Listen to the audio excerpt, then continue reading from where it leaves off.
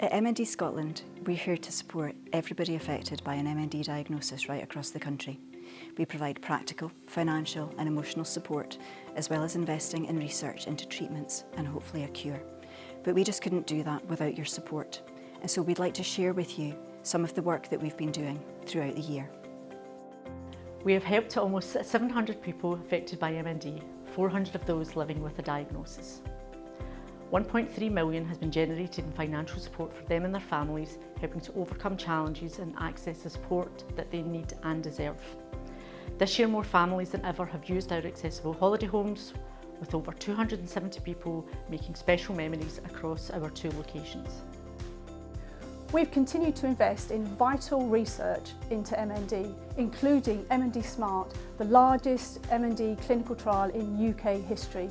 We've also invested in new projects, such as identifying new targets, finding new diagnostic tools, and identifying ways to help motor neurons regrow. We've been working with Scottish Government to relaunch the Gordon Aikman Scholarship Scheme, and that will be happening next year. This scheme finds ways of improving care for people with MND and also trying to improve quality of life. We've involved more people with lived experience in research than ever before, with over 150 people with MND, affected by MND and who are MND researchers being involved in our local Learn and our core events. Going forward, we're looking to continue that lived experience involvement in research, hosting our local Learn events again. What a year it's been. We've been absolutely blown away by the incredible support of all of our fundraisers. Team MND Scotland has fundraised across the globe and has taken part in some incredible challenges. Now, whether you've walked, ran, cycled, or even dipped, or even done something completely wild, you've helped support us in the work that we do, and we want to say a huge, huge thank you. Now, it was a particularly exciting year for us as we welcomed Kevin Sinfield to Glasgow, and it was so great to see the MND community come out in full force to cheer him on and celebrate this fantastic and epic challenge. So one of the highlights for me this year was the visit of Her Royal Highness, the Princess Royal, to the MND Scotland offices here in Glasgow. She spent a lot of time with our supporters and people living with MND, and you know, we were very, very appreciative of her time. It was very generous, and we even had one of our youngest supporters here giving her a bunch of flowers, which was just lovely. So yeah, that was a real highlight. A huge area of focus across the charity over the last year has been making sure that we make the best use of our fundraisers' money. There's been a huge effort across the charity to look at all of our processes to make them as efficient and effective as possible. In addition, a huge amount of effort has gone in to look at our financial management processes, introducing additional monthly reporting, which allows both the senior management team and the board to make better decisions about where to spend our money. So during the last 12 months, we launched our volunteering programme. We now have a robust onboarding process in place, and we'd like to express our heartfelt thanks to all of those volunteers who have supported us over the last 12 months. We've onboarded 33 volunteers, with providing over 160 hours of support to our charity.